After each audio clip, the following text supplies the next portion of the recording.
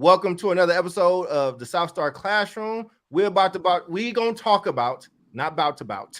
We're gonna talk about the thing that the whole world is talking about right now, Ja Morant. But I think we got a different angle on the other side. Audio Jungle.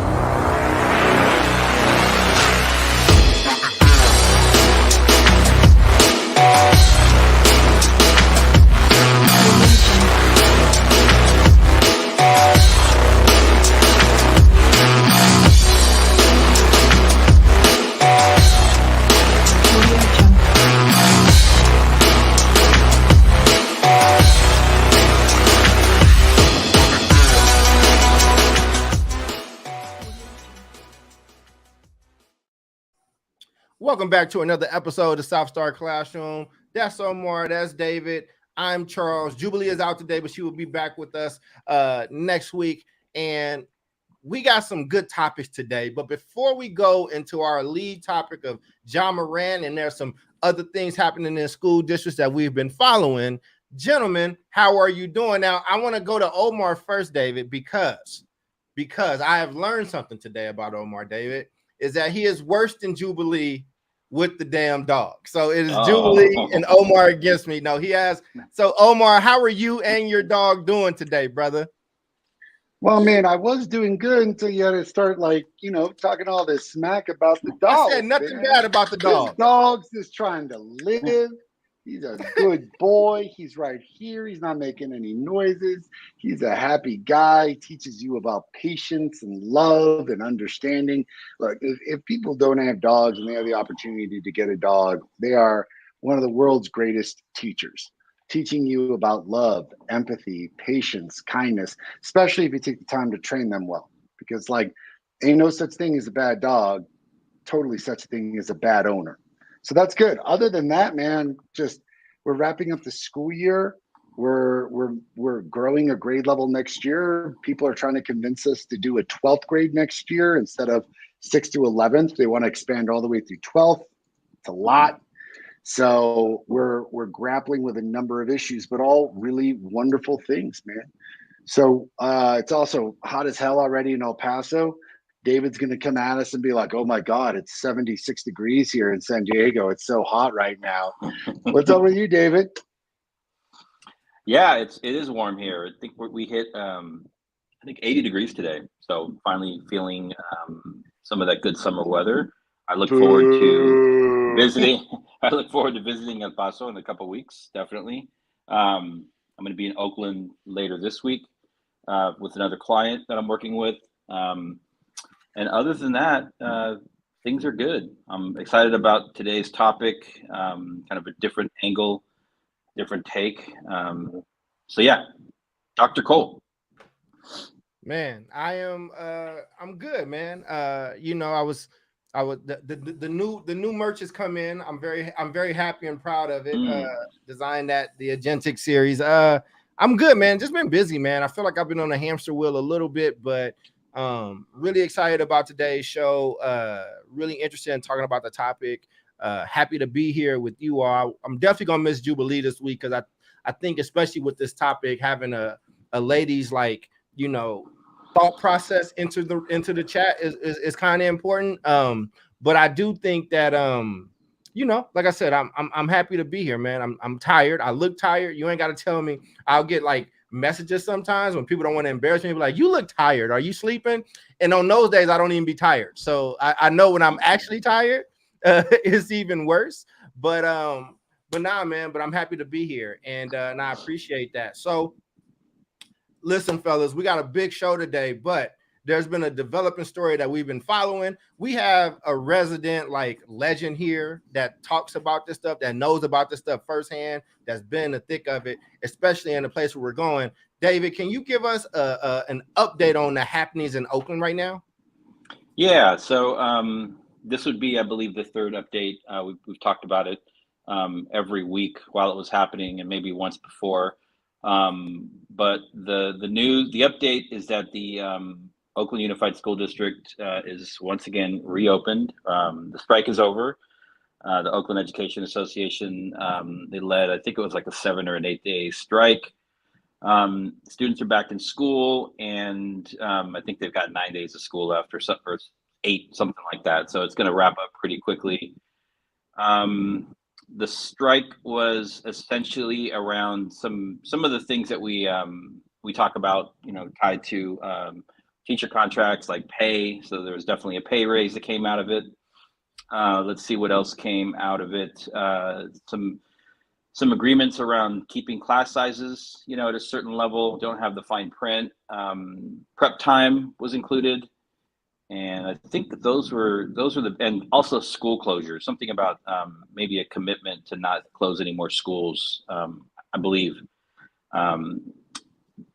There were some other pieces that were in the conversation. We called those things the common good list, and some of those they're not technically part of a teacher contract, but they were.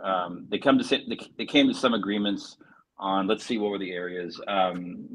Black community schools, shared governance of community schools, school closures, and then student housing and transportation.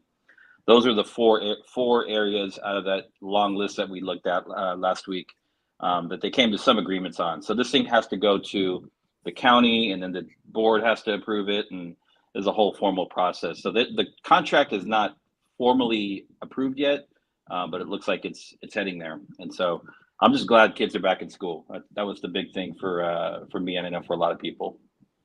That's what's up, man. Yeah, thank you for that, man. Let's just do one quick round on that. Any reactions? Omar, I'll start on this one since I got ties to Oakland, and you can wrap us up. Well, you can go, and then David, you can wrap anything up around this. Okay. Here's what I think, man. Oakland is very near and dear to my heart. I love Oakland. I've worked in Oakland. I went to school in Oakland schools. I think that we'll be right back here in less than 2 years. I think that there was a lot of promises made. I think this is the epitome of unfunded mandates. You have to pay for these things. We have a structural deficit that is not only is it not being addressed, fellas, is having a deeper hole dug in it. And at some point, math is going to math. And so, I want the things that they asked for in the common good. I would love to see those things happen. I don't think it's right to always hold the district hostage per se, because it's giving people false hope. There need to be other entities involved to actually solve and eradicate the issues that's going on in Oakland socially. But I'm glad kids get to finish out their school year, because seniors were being threatened to not be able to, have a proper graduation or whatnot during the strike. So those are my thoughts. I'll throw it to you, Omar, before David closes this topic for us. Quick question: was teacher pay part of this? Yep.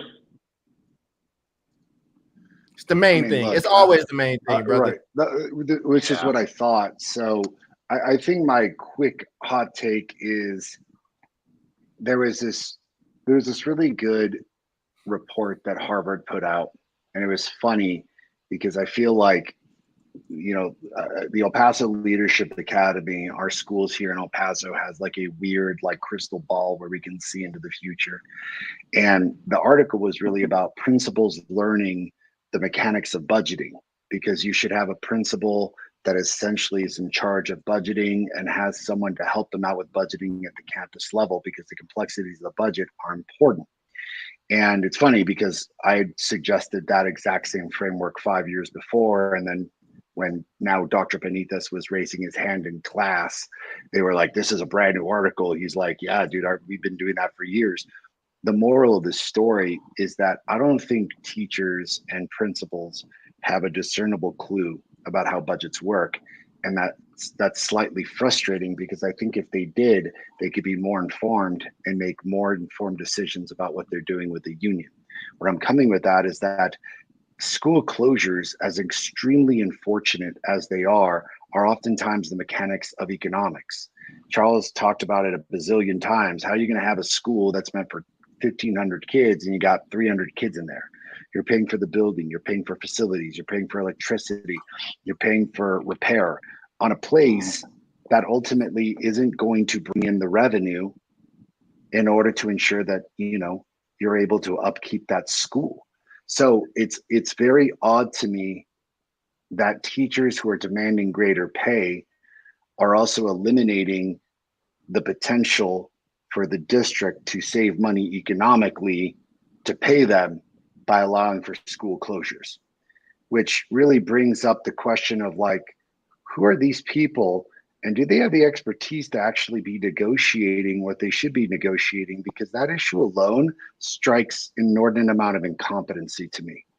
And that lack of understanding, that lack of competency, it's like, why are you at the table discussing this when the adults need to discuss this? And clearly you're not the educated adult in the room, which by the way, I feel about unions in general for the teacher side, not our not our regular unions. I believe in labor unions. Just think the teacher unions, man. I'm like, yeah, man, another mark of like, you guys just not doing your job right.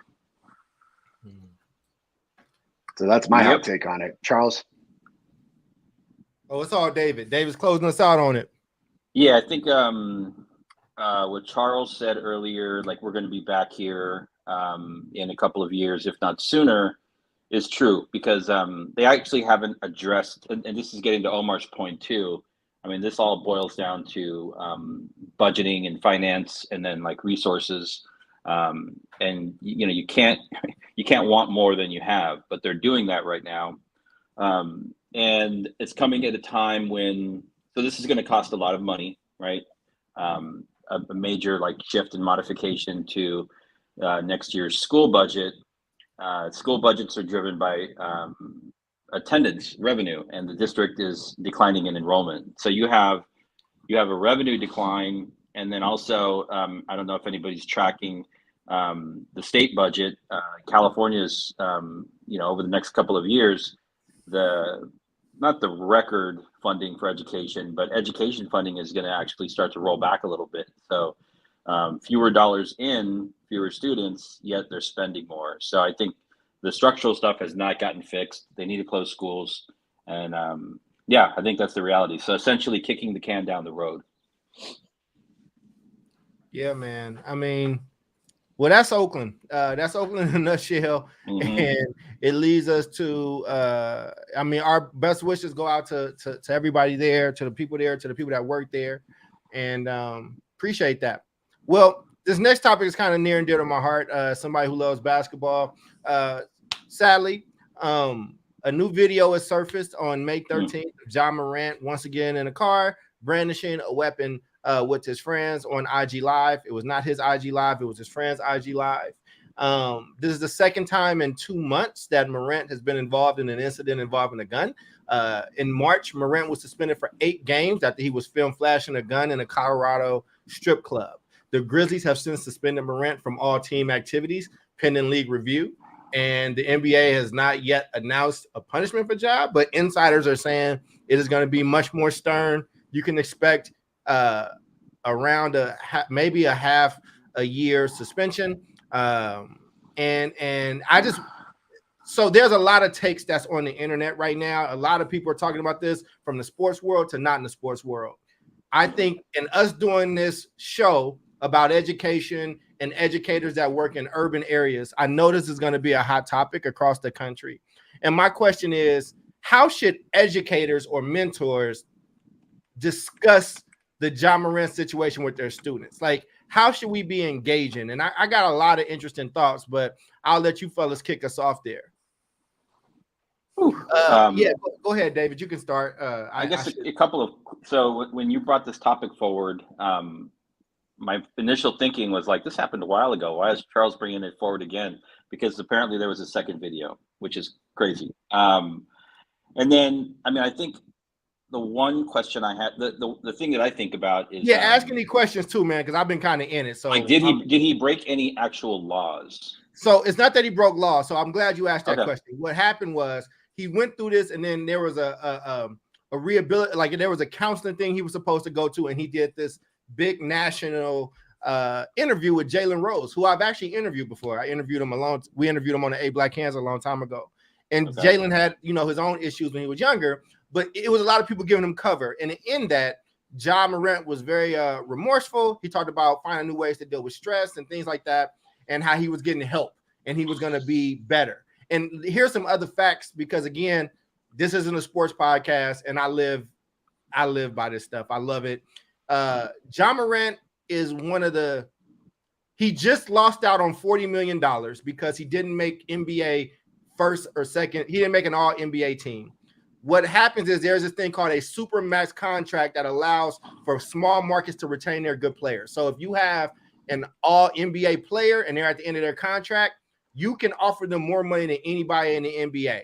Ja Morant didn't make that team because of the trouble he got into, which cost him $40 million. The other thing is Ja Morant has also signed 2 huge deals with Nike and with Powerade. This is the first time Powerade is reintroducing a sponsor like Gatorade. They went away for a while. You haven't seen Powerade commercials. So he was leading that. We don't know what's going to happen with there, but that has since been that campaign has been halted. We don't know if it's canceled or not. The other thing is that Ja Morant is a generational talent. We're not talking about him just losing $40 million or whatever the case is. He is one of the faces of the NBA and of the Memphis Grizzlies, and he brings revenue into that city. Ja Morant has a potential to be a billion-dollar athlete. Like with where the economy is going, like there was Jordan, there's LeBron, and Ja Morant is on the list of people that the NBA is propping up. So he is in a different type of partnership than just a regular player in the NBA. Like he is the type of person that is getting a call from Adam Silver directly. Like, hey man, this is gonna, you know what I'm saying? Like there's a different conversation. So he did not break any laws. Tennessee is an open carry. You don't need a permit state. But okay. He is a spokesman. He is a pitchman for a private company that is worth billions of dollars. So yeah, hopefully that context added a little bit. If I didn't answer anything, you folks ask again, you know? Yeah, no, I'm good. Omar, do you want to take a shot at the question? Yeah, before I take a shot, I got to ask just a few things and then make a statement of clarification. Okay. So just for all of us here, Texas is the wild, wild west, y'all. Open carry state. Now I got my concealed carry license. I am a Texan in that respect. The thing is that concealed carry license, for what it's worth now, very little, because now Texas has now opened up open carry across the state. What I did learn by having a concealed carry license is what is legal and what is not. You may carry a gun in public. If it is a concealed license, like I have, it must be concealed at all times. If it is an open carry, like that is passed in Texas, you may carry that weapon. However, it must be in holster the entirety of the time. If there is ever a moment when you even like Ice Cube, Boys in the Hood, yo, we got a problem here. We got a problem where you lift up the shirt to expose the gun in a threatening manner, felony. That is against the law. If you take your gun out of the holster in a menacing fashion, unless you are in ludicrous self-defense, and I mean ludicrous, like someone is charging at you with a knife or a gun, you are in imminent danger, there are witnesses, and that can be demonstrated in a court of law. You just whip out your gun, illegal. So just a point of clarification, this gentleman whipping out his gun and showing it on a video, illegal. Not okay. Now, what happens in these music videos that you see where people are like brandishing these weapons and so forth, they're getting away with it because ultimately these aren't real weapons. They had gone through extreme legal scenarios in order to show those things on those videos and certify that they were not real weapons, that they were not loaded, that no one was in imminent danger. By demonstrating and brandishing your weapon, even in an open carry state, whether it's on video or not, is illegal. So I just want to make sure that's out there to begin with. I think my main question is, okay, so let's forget the legality for a moment. Let's think about the fact that this guy is doing this on purpose in order to both brandish an image for himself. And also, like, hey, we have a whole show dedicated to him because he's doing these things. So I guess my main question is he doing himself more harm or more good by showing this weapon around and getting this kind of heat? Heat is a fun term for the professional wrestling industry. Is he brandishing heat on purpose in order to get more eyeballs, more contracts, more money, and thus the whole reason that this cat is doing this? Because, hey man, Powerade's like, this guy's got like 1 million plus followers because he's doing things like this.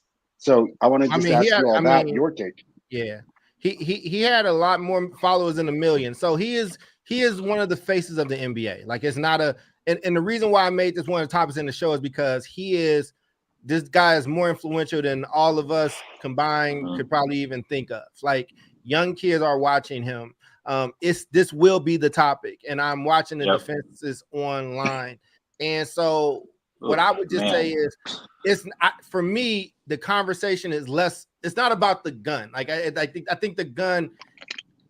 I think people that are talking about it from the perspective of the gun are missing that this is an employee of a multi-billion, multinational corporation who has got a lot. He has hundreds of millions of dollars just that he gets off a check. And this, we're not even talking about endorsements. Again, he has the earning potential of $1 billion. And there was a contract that he went into with the league. He gave them his word, and less than 2 months later, you have allowed yourself to be back in it. Not even a different situation, but the same type of situation of you brandishing a gun in the car. Now, let me just say, like you said, like you talked about, I am a gun owner. I am licensed. I am a concealed carrier, and there are things that you learn. Like, I don't enjoy carrying a gun. I just know where I am, and it's for safety. But even when you're taught that you don't even show that thing unless you're about to have to use it, right? It's not a toy. It's not a thing that you play with. But the reason why I want to have this discussion is because this is going to be a conversation that young people are going to have in the presence of adults in schools. And somebody like me who has made his own mistakes, who still makes mistakes. Like, I want to see people like Ja Morant. I love Ja Morant. I'm not throwing Ja Morant away. Like, I think that Ja Morant is an exceptional talent. I don't know how big NBA guys you are.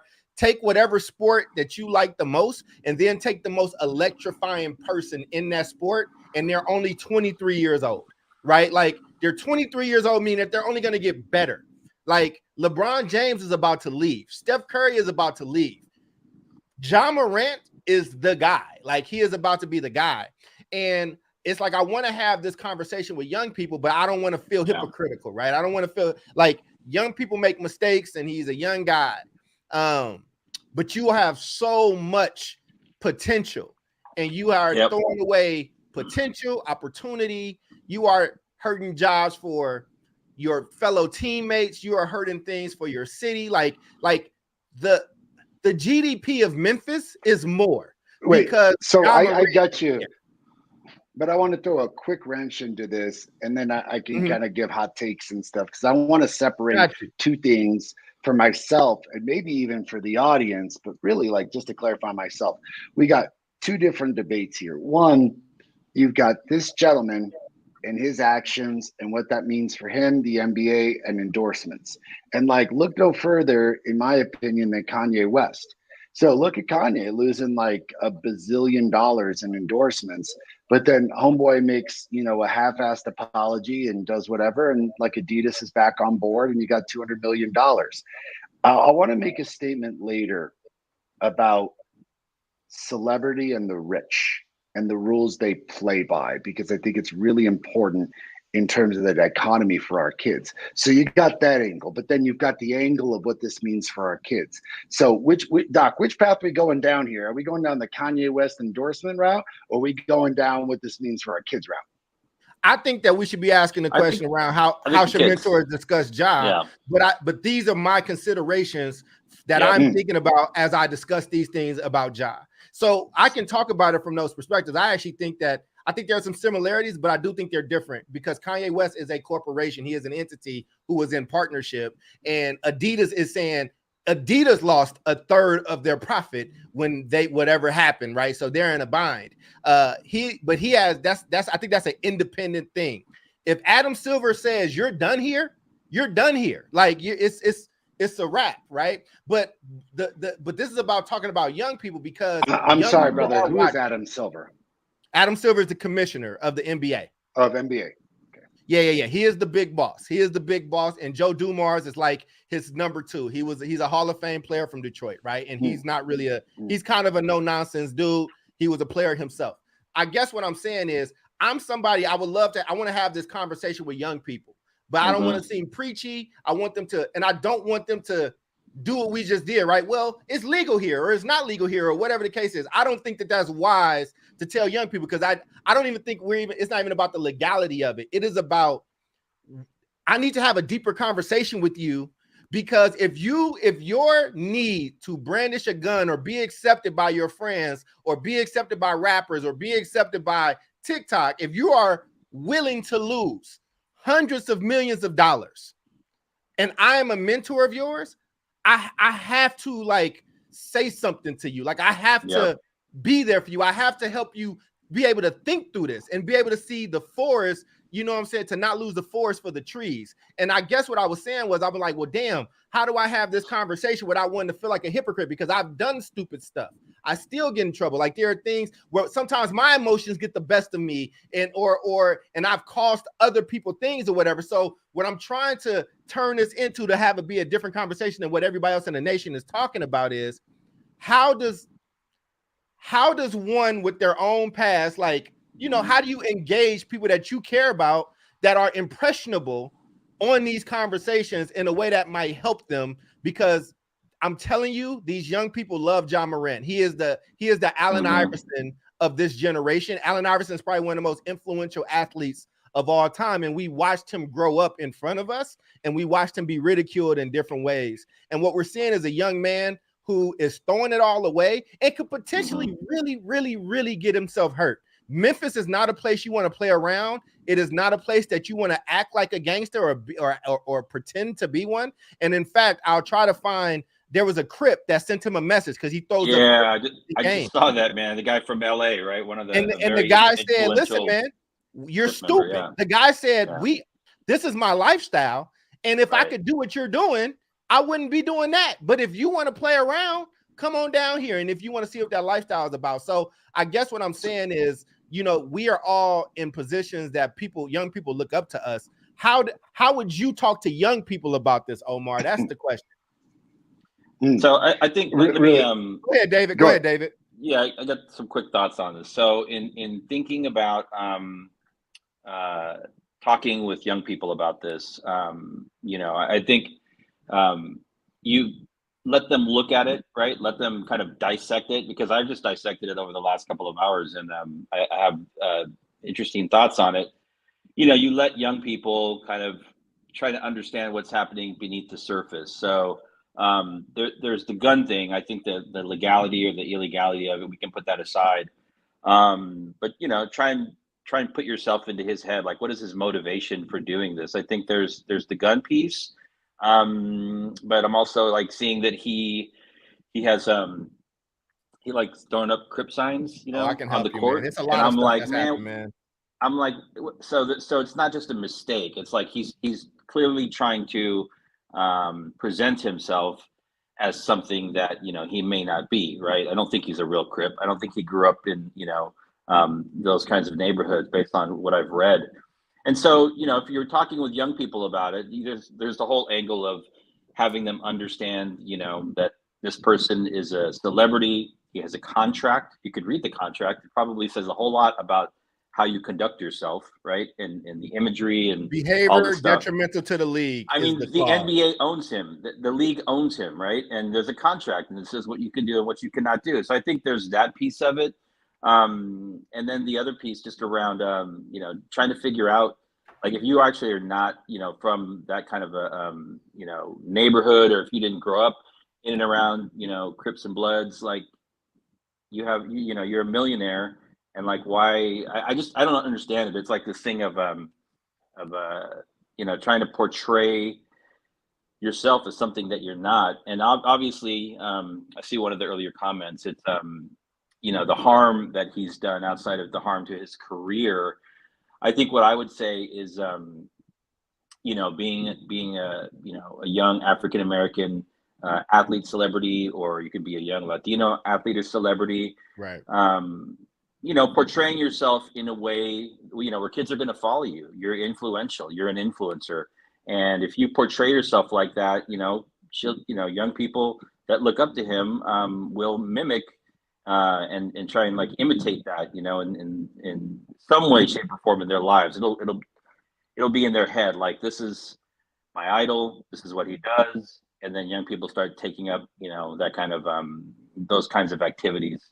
Again, I think there's a separation between people that actually grew up in the hood. I grew up in a neighborhood where I grew up in a Crip neighborhood, and so I was in and around Crips for a lot of my youth, but I don't throw gang signs anymore, Yeah. And so I think that element of like he's presenting himself as something that he's really not, and I think that's really interesting. There's like some kind of psychology that you could like look into there. Yeah, and here, I'll give you even more context. Vita asked a great question, so I want to answer it. I pulled him up. In July 2022, Morant was accused of punching a teenager during a basketball game on his property. It got chippy. He went inside, got a gun, showed it in the waist. And the young man said that he eventually punched him in the face. In September 2022, Morant was involved in a confrontation at a Houston high school volleyball game. Ja's sister was playing in the game, and there was an altercation between her and another teenager. Morant got a call, and his family showed up at the gym and confronted them. No charges were filed. In December of 2022, Morant was fined $50,000 for making a profane gesture during the game. He got ejected from that game. Also during that season, he got into it with some cats from the Indiana Pacers, to which the Pacers reported seeing a red dot pointed at their bus from their friends. The league investigated it, and they could not find if it was him, if it was a gun scope or just a red beam. So that happened. So, and then there was the strip club incident, and then there's this. So again, Ja Morant, and I love Ja Morant. He is super talented, and I think that he represents and holds the hopes and dreams of like a lot of people. And I think in that, so if I'm talking to young people about it, right, there's this rebel aspect, there's this like respect aspect around who Ja Morant is. There's this keeping a real piece, or whatever the case is, and I guess this is how I would talk to young people about it, as somebody who's not perfect, as somebody who makes a lot of mistakes, as somebody who is in the last year has lost his temper and could have potentially cost people that I care about opportunities, right? I would say, look, there are going to be moments where you are not going to be perfect and things are going to happen.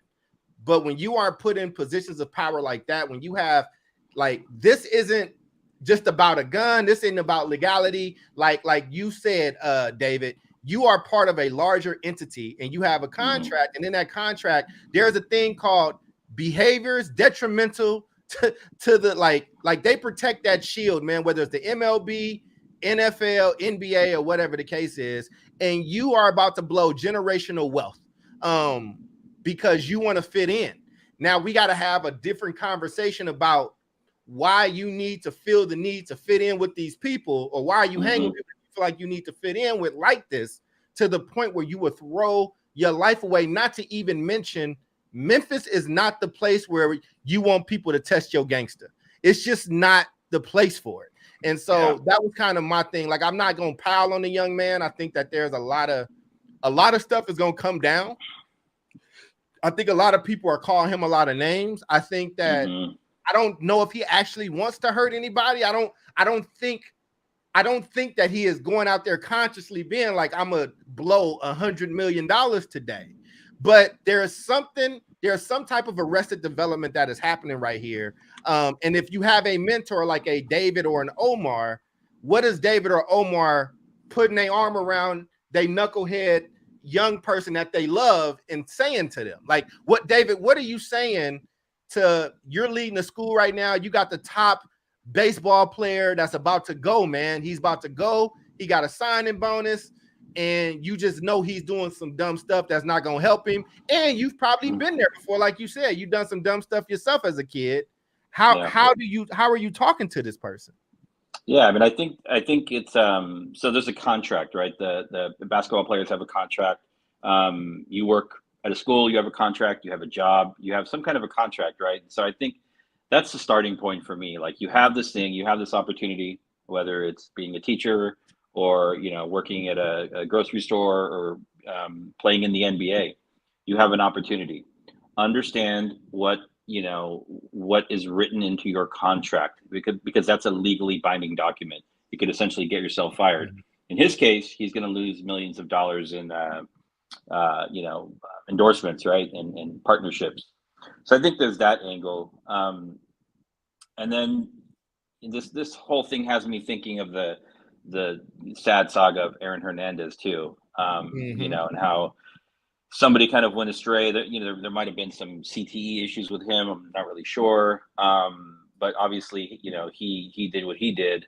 And he kind of took a similar path, right? He was like hanging around, you know, people that were involved in gangs. He was getting involved in gangs all the while playing for the NFL, right? I'm like, what are you doing? So I think for, you know, something that I would share with young people, be they Black or brown, or just young men in general, is, I mean, you know, when we grow up and we have to like get through school, we have to, you know, we all have careers, we move through them, and we know what it's like being a person of color, being a man of color, right? You have to do certain things. You have to learn how to code switch. You have to, because people are always looking for any one thing to like write you off. Oh, there goes Charles, you know, it's because he's African American, or there goes Omar flying off the handle, or there goes, you know, Castillo doing what he's going to do. There's this thing about like you have a gift, you're getting an education, you're an athlete, whatever it is, and telling young people that you know, there's a cost when you violate particular codes of conduct, and we might not like it, right? There's probably a whole lot of things that are wrapped up in that are uncomfortable for people, but it's true, right? And I think it's sad to see him kind of, I don't think he's throwing his career away. It's still early to see. Right. But just to make some of those choices, again, there's the money part of it. The other thing that we didn't talk about is like, he's putting his own personal safety at risk now, right? I'm like, you do this thing, and now, you know, now the Crips are going to come looking for you, right? Or somebody else, you know? And I'm like, why would you do that to yourself? Why would you put yourself in that position? So it's really about decision-making, who's around you, who's giving you advice, or who's not giving you advice. And I think with a lot of these young athletes or young celebrities or, you know, actors and actresses, they need mentors too, right? Yeah. Not just financial advisors, but they need ancestors and uncles and fathers and, you know, people to be, you know, helping to guide them. And I feel like, you know, when that doesn't happen, they end up in situations like this. Yeah, I hadn't been taught to really deal with those things. This is how I want to set it up for Omar. So Omar, here's a scenario. You're at your school and you like the cool leader, you know what I'm saying? The kids rock with you. They want you to be part of their conversations, Omar, right? So like you see a group of 5 young Black and brown men, right? Let's just say you got some 17-year-olds and they're talking about the Ja situation. And what you hear them saying is, nah, man, Ja a real one, man. Like Ja he not conforming to this system, man. That's what we own. Like, you know what I'm saying? I keep the stick on me, and this is what I'm gonna do, whether I'm making $5 or $500 million.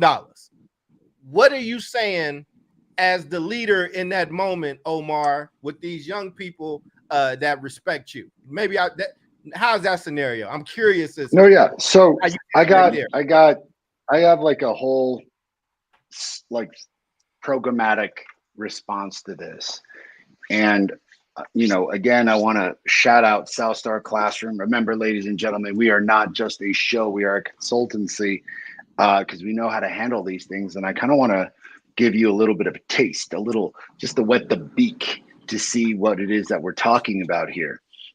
I think that most people would probably, sit down and talk either to or at the kids. And what I'm thinking about is not just a programmatic solution for, say, 5 kids. I'm thinking about a programmatic solution that I could do in every single classroom across the entirety of our schools all at the same time. And it's not a complex endeavor, it's just a matter of structure and system. So if anyone on our show is familiar with restorative justice, this is where it comes from. But if you're not, restorative justice is just like a group of practices that essentially build relationships with teachers and students, really building relationships with one another, deep, meaningful relationships. See, when you get to know each other very well and you can empathize with another student in terms of, oh, well, they too, like, weren't born in the United States, or they also don't have a dad, or they also live with their grandparents, and they begin to build these meaningful connections with one another. It's ultimately what, like, absolves the overwhelming majority of bullying, fighting, violence. And schools that practice these kinds of things have a dramatic reduction in their suspensions and detentions and everything else, because you're teaching kids how to handle emotions, how to speak with one another, how to communicate with one another. And I think that there's a bit of a question here about, should schools teach morality? And I've got a bit of a response, but how I would handle this is that I would get those kids together and just talk at them. I'd get them together, I'd sit them in a circle, and I'd simply start asking a number of questions. And be like, I'd start out with, hey, this whole Ja Morant thing, what do you think about this? And you're going to start having 5 different answers coming around the circle, 10 different answers, 15 different answers, depending if it's a classic. Hell, if you got a class of kids at our school, that's 25 answers. And what's cool about having 25 different answers is that it's one thing for the adult to talk to the kid, and then the kids can easily be like, yeah, you don't get it, you're not a kid these days, you're an adult, you're old, you grew up in a different generation. It's very powerful and dramatic to hear your peers that understand you very well and are your age basically saying, yeah, this dude's kind of wilding out, this dude's worth millions of dollars and this is how he's handling it. This guy's got a meal ticket for the rest of his life, and we don't have that meal ticket, but this is how he's handling that meal ticket. Those kinds of conversations have a dramatic impact because they'll listen to their peers a whole lot. And then you've got all these varied perspectives. And then ultimately you keep asking questions and interject things. So it's not just about, hey, how do you feel about this? You can honestly ask the question like, how does this make you feel? Like, do you feel like you can walk around and do this as well? And the kids are more likely to be like, hell yeah, if he can do it, like I can do it. Like, I look up to that guy. Look, he's getting away with this kind of stuff. And then it's going to be someone that chimes in, maybe me, maybe somebody else that's like, yeah, but he's rich. And the rules apply to rich people very differently than they apply to the rest of us. And how many times have we seen this thing roll out where rich people get away with stuff, but not us? We start doing that, what happens to us? And then I think it becomes the interjection, whether it be from me or anybody else, of really asking questions. And the next question would be, what do you got to lose? Someone catches you doing this, it's illegal. What do you have to lose? And kids oftentimes will be like, I got nothing to lose. Well, really? You've got this school that's getting you college ready to lose, because you do that, that's an immediate expulsion. And then you leave this school, how about the friends? You're playing a sport here, how about that? And I don't think that kids consider the ramifications of their actions. They see something, it's cool, And for guys, they want to emulate it because they look cool in front of their guy friends and they look like awesome in front of women, right? Or at least they think that they do. I'd arguably say that women may I don't know, like maybe I just have a different opinion of women. I can't necessarily see them waving guns around, but this generation's radically different. So maybe they're doing it for the same reason or worse, in order to get likes on Instagram, in order to get attention. And they're doing things without thinking about the long term. So your question, Charles, I wouldn't talk at kids. I would sit them down in a structured restorative justice circle, asking questions and interjecting here and there with just like a thought and a question. Yeah, and I wasn't suggesting that you talk at him. And my camera's acting up, so I'll just go with the avatar.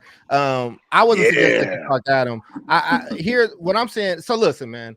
And Vita asked a good question. She says, "As successful men of color, can you talk about the pressure of being responsible for your community, right?" And there's a lot of pressure. It's a lot of pressure for me at my age. It's a lot. I was never taught how to be successful.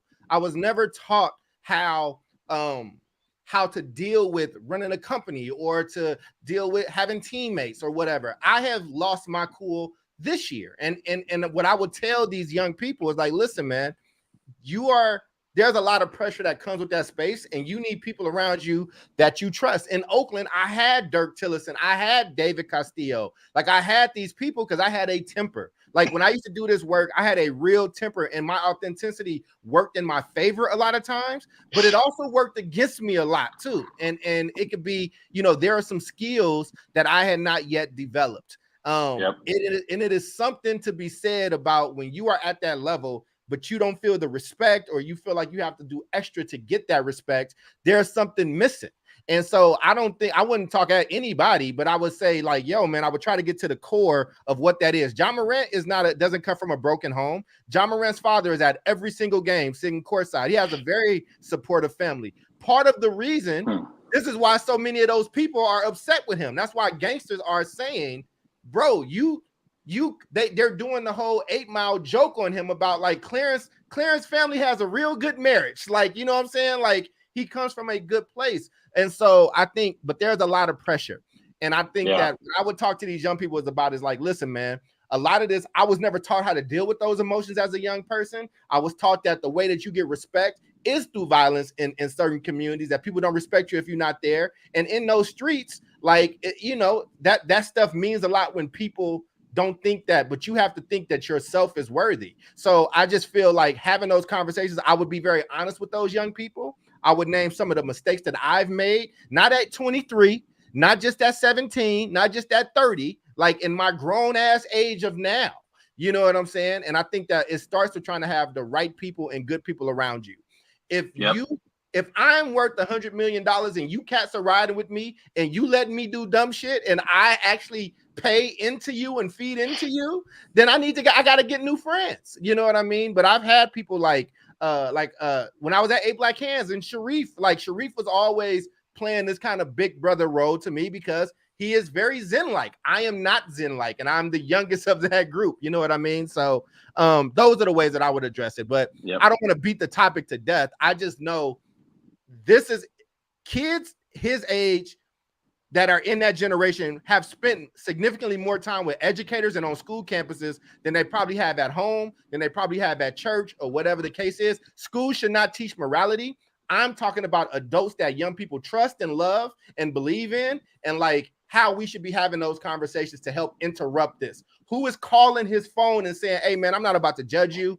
You done made some mistakes, but let's go grab a bite real quick so I can talk to you and I can build into you. That was kind of what I was trying to get into. You know what I'm saying? So I mean, these are the kinds of stories that if I were still teaching, these are the kinds of things that we would definitely talk about.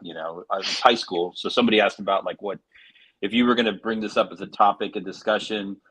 Like, I think kids should be talking about it in school. I think advisory is a good place. Not every teacher is prepared or maybe trained to facilitate these kinds of conversations. Going back to what Omar was saying, like, obviously we're not trying to bring in your own personal agenda into the classroom, but creating a space, creating dialogue for young people to explore, examine, and kind of dissect all the different layers that are happening here, because this is extremely it's pretty complex. And there's a whole social media side to it also, right? Yeah. So what's different from when I was growing up to now?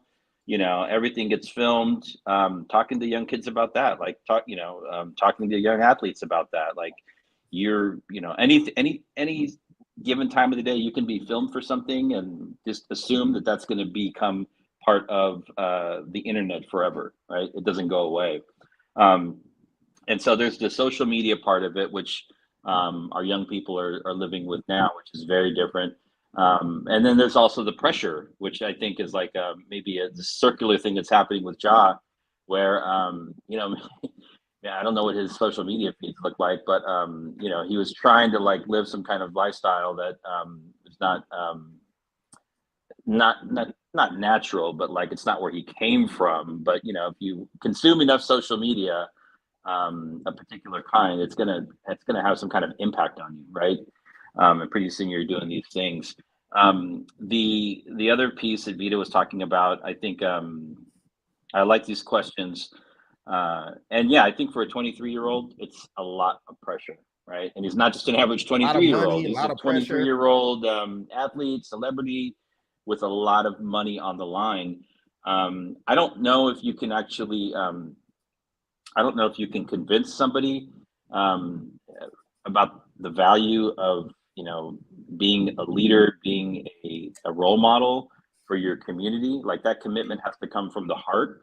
But I'm sure Ja had a lot of people in his court that got, no pun intended, that got him to where he was, right? And at a certain point, you do have a responsibility to pay it forward. And the way that you do that is by, being a role model and, hopefully helping other people, become successful like he was.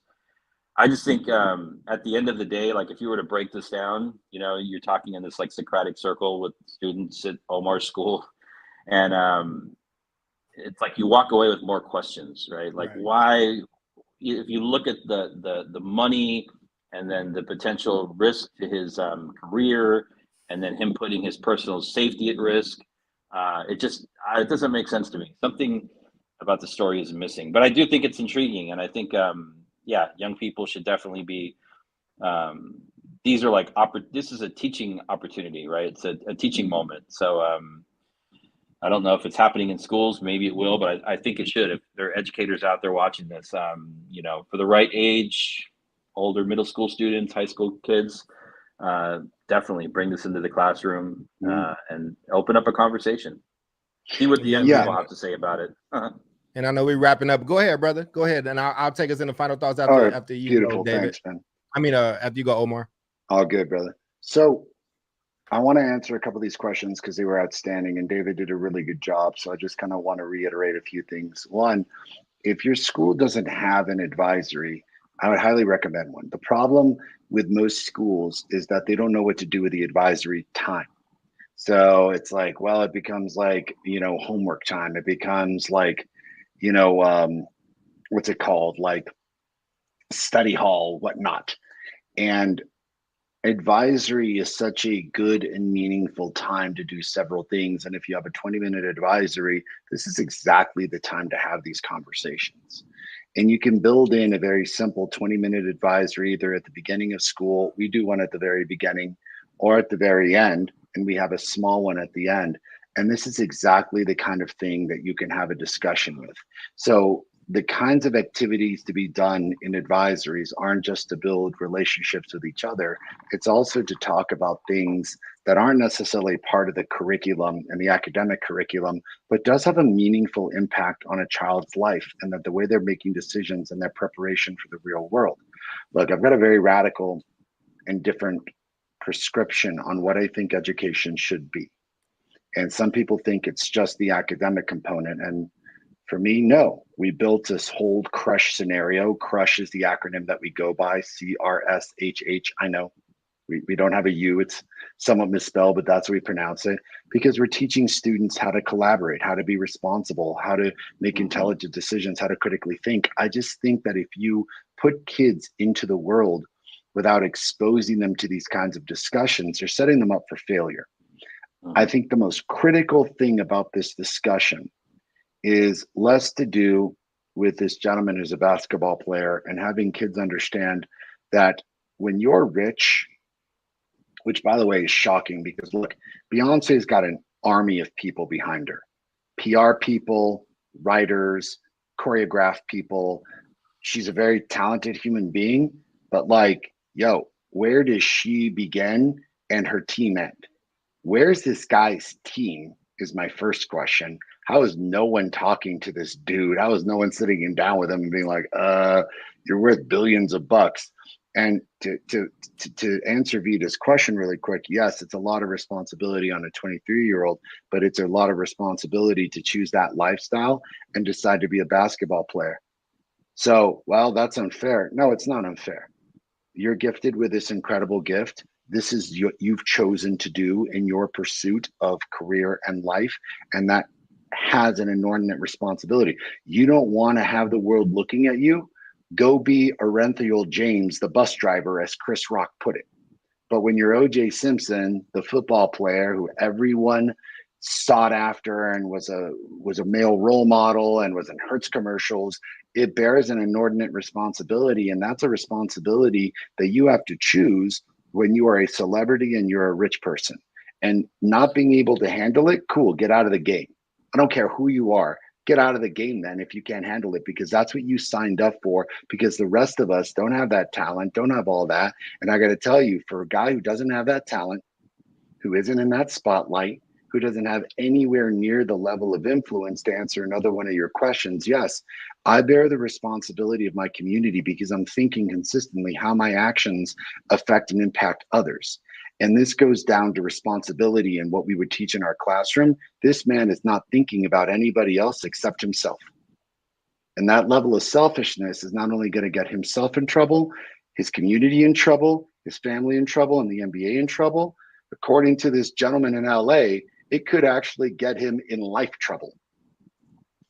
And that's some serious stuff. I don't know if that was your final thought. It is. Absolutely. I'm done. Okay. I was like, if that wasn't a final thought, that was a hell of a thought. I thought it was good. But if you want another, that is my final thought. Nope, that's my final thought. If you want another crack at it after David, go ahead. David, it's on you, brother. Yeah. So this conversation has me thinking about what happens in schools around, and I'm thinking specifically around what we've seen in charter schools, the charter schools that I've worked in, where we've created curriculum. It's they call it social emotional learning now. We used to call it character education.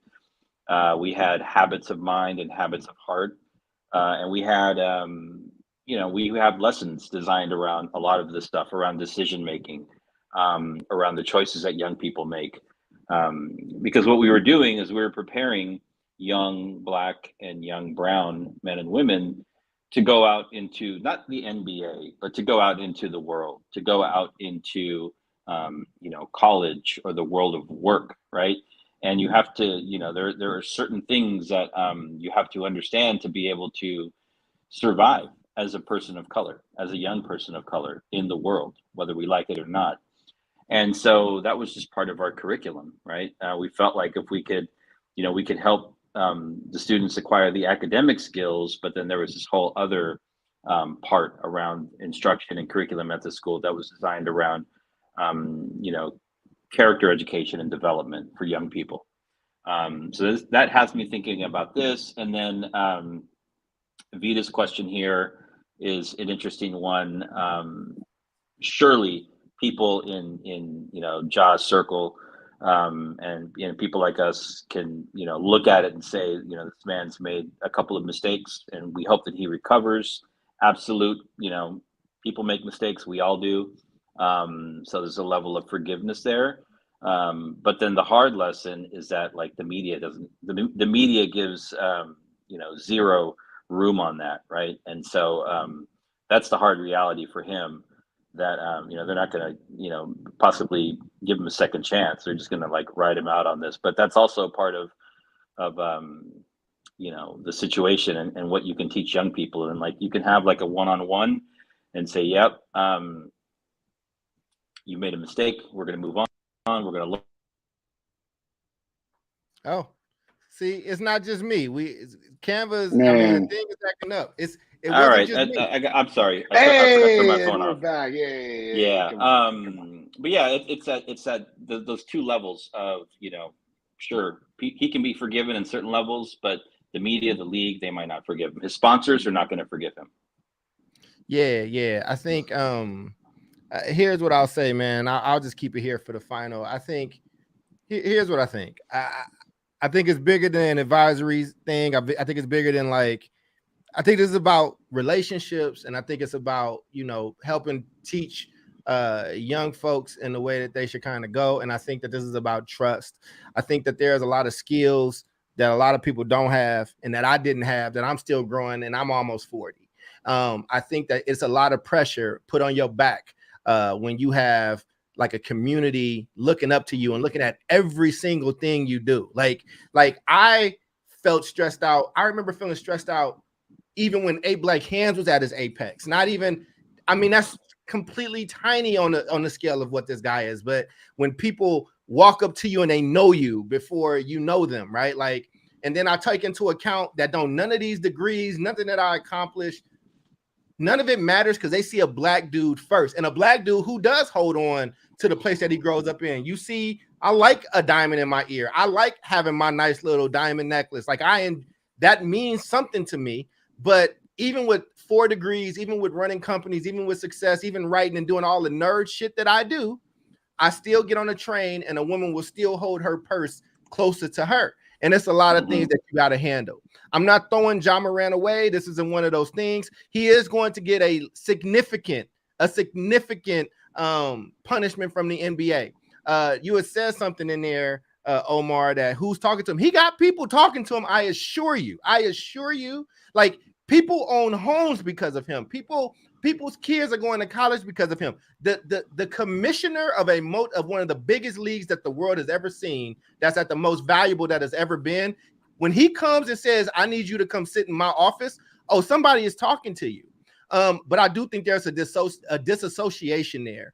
And I think it has to come from people he respects. So Allen Iverson, if you're listening to this, Joe Dumars, who is the second in command around this, who's lived this life and been through it, people that have been here and that truly understand what it's like to have millions of dollars, to be from a particular place, look a certain type of way, that has been through it and been through those pains. He needs somebody that's navigated this before and that's going to talk to him with love that he respects. Derrick Rose, if you're there, and I'll just say this for the basketball people and I'll close out because I know I've been long-winded, but it's something that means a lot to me on a personal level. Derrick Rose is one of the most loved athletes out of Chicago ever. But there was a guy named Benji from Chicago who also was going to be one of the biggest ball players ever. And he was murdered right before he could go to the league. And so when Derrick Rose was coming up and he's playing out south, he's playing out west, his brother and that group would protect him. They wouldn't let him shoot dice. They wouldn't let him be involved in none of the stuff. Derrick Rose has talked about being so frustrated with his brother, like physically fighting his brother because his brother would not let him. And his brother is like, "Listen, man, we all can ball, but we can't ball like you. We can't do what you can do." And they put a bubble around him. And friends of the popular guy, let me talk to you instead of Ja. If you got a friend who can make it out that situation and potentially put you all on and potentially change your life, you got to protect that entity. You got to protect that golden goose, man. You got to know how to say no. You got to say, "Hey, man, this ain't for you." And I'm so blessed that I had friends that never let me be something I wasn't. They wouldn't let me stay for the dice game that would get shot, that would get laid down. They wouldn't let me be a part of the fights. They wouldn't let me, when the drugs and stuff came out, "Hey, man, go home. Go dribble that ball. Go do that study nerd shit that you do."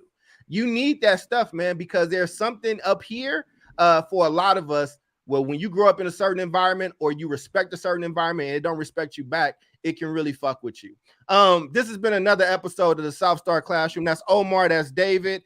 We did not have Jubilee or the damn dog this week, but we did have Omar's damn dog. And we will probably have both dogs next week. We will see you all same bad time Tuesdays. Good ass dog, man. For rocking with us on this move. We are now Tuesdays live, 6 p.m. Eastern, 3 Pacific. But we still run the show again Friday at the original time, and we're in the comments. So thank you for supporting us. We love it. We appreciate you, and we'll see you all next time. South Star Classroom. Peace.